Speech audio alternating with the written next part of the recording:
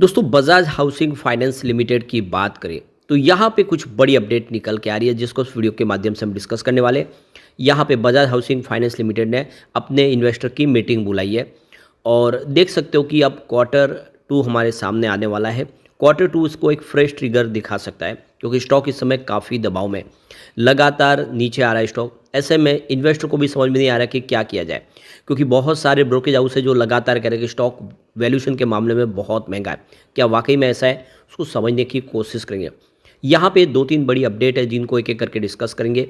आने वाले समय कंपनी के लिए क्या चैलेंजेस है और क्या अपॉर्चुनिटी है उसको समझने की कोशिश करेंगे। वैसे तो ये बजाज ग्रुप की कंपनी है, बहुत ही शानदार इसका बिजनेस है और सबसे बड़ी एनबीएफसी होम लोन सेगमेंट में क्या इस समय इन्वेस्टमेंट करना चाहिए, जानेंगे इस वीडियो के माध्यम से।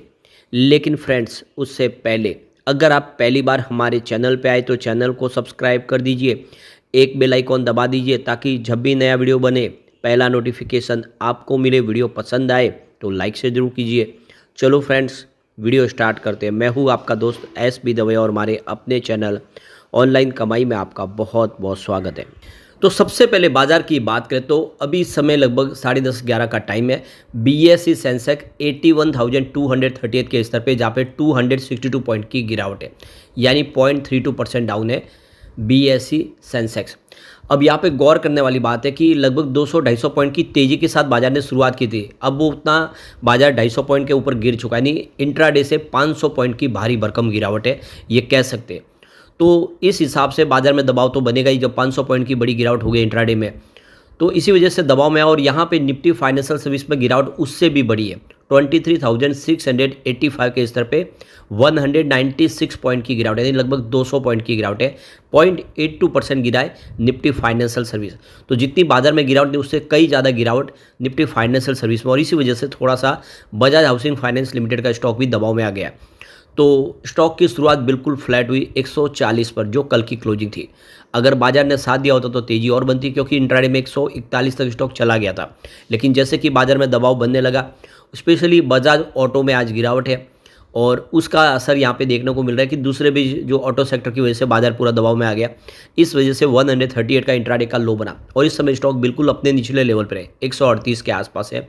1.12% की गिरावट है। ये गिरावट और भी बढ़ सकती है अगर बाजार ने साथ नहीं दिया तो सबसे बड़ी बात है कि लॉक इन पीरियड का असर तो खत्म हुआ है। अभी इतने जो बड़े फंड हाउस थे जिनको बिकवाली करनी थी एंकर इन्वेस्टर को, उन्होंने की है। अब सिर्फ बाजार की सेंटीमेंट की वजह से स्टॉक नीचे आ रहा है और दूसरा वो एम्बिट का सेल का रेटिंग, उसका थोड़ा सा असर यहाँ पे देखने को मिला है। तो ये क्लियरली देख सकते हो कि स्टॉक इस समय दबाव में है। इससे पहले भी 136 का इसने लो बनाया था 7 अक्टूबर को, तो इतनी चिंता की बात नहीं क्योंकि ये ऑलरेडी हमने देखा है, क्योंकि उसके बाद में भी फिर एक दिन का तेज़ी बना और 149 तक स्टॉक आ गया था।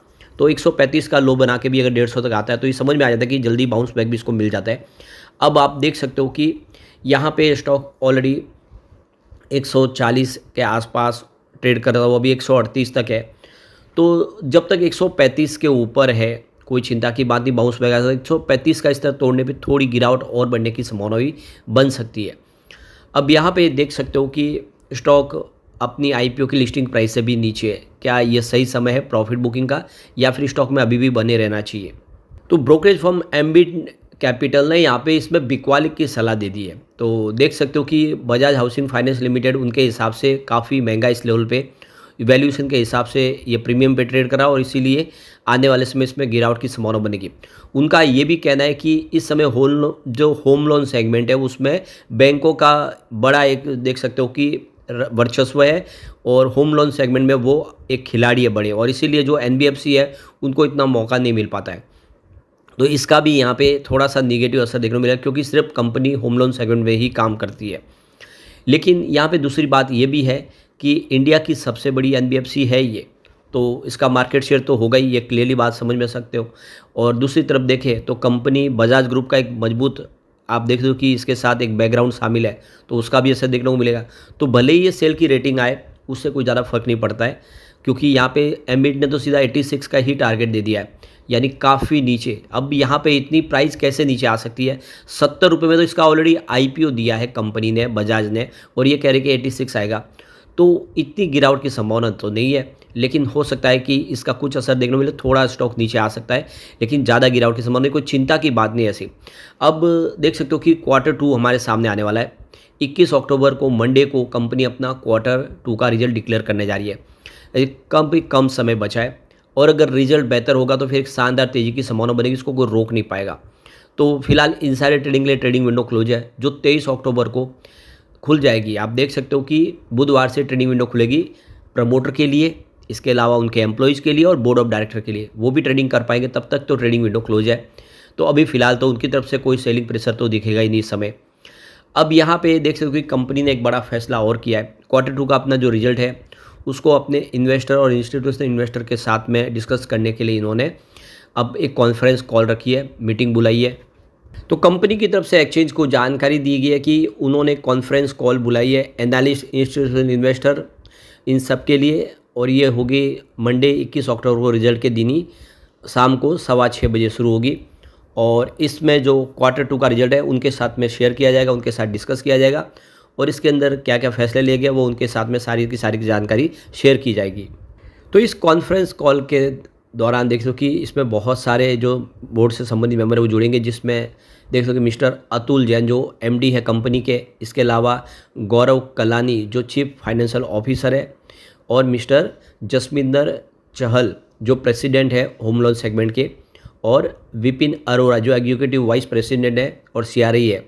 इसके अलावा नीरज अदानी जो एग्जीक्यूटिव वाइस प्रेसिडेंट है, वो सारे के सारे हिस्सा लेंगे। अब यहाँ पे देख दो कि बजाज हाउसिंग फाइनेंस लिमिटेड का बिजनेस होम लोन सेगमेंट का है, प्योरली होम लोन, और इसमें भी अगर आप देखें तो अफोर्डेबल हाउसिंग के ऊपर कंपनी काम करती है और इसमें बहुत सारी कंपटीशन भी है।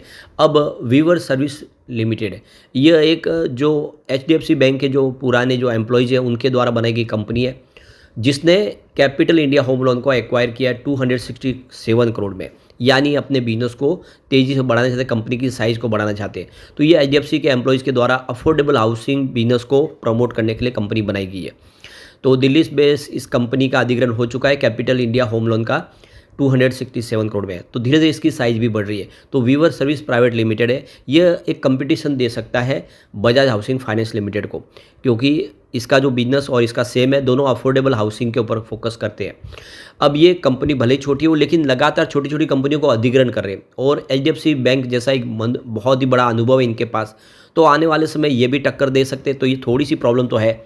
इसके अलावा देखें तो अब जैसे कि फेस्टिवल सीजन शुरू हो चुकी है, बैंक भी बहुत सारे अट्रैक्टिव लोन ऑफर प्रोवाइड कर रहे हैं और ऐसे भी जो कस्टमर है वो ज़्यादा करके बैंकों की तरफ ही रुख करते हैं लोन सेगमेंट के लिए।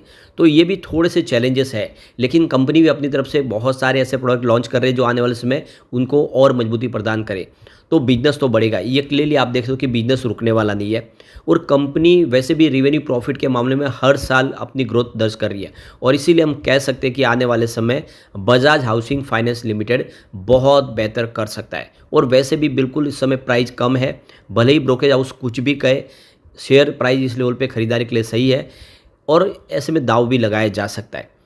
अब यहाँ पे एक बार हम पिवट लेवल के माध्यम से समझने की कोशिश करते हैं कि इसमें और गिरावट कितनी हो सकती है और तेज़ी के सम कहाँ तक जा सकता है। तो नीचे की तरफ 138 का पहला सपोर्ट है जिसके आसपास स्टॉक इस समय है। ये सपोर्ट टूटेगा तो सेकंड सपोर्ट 136 के आसपास है।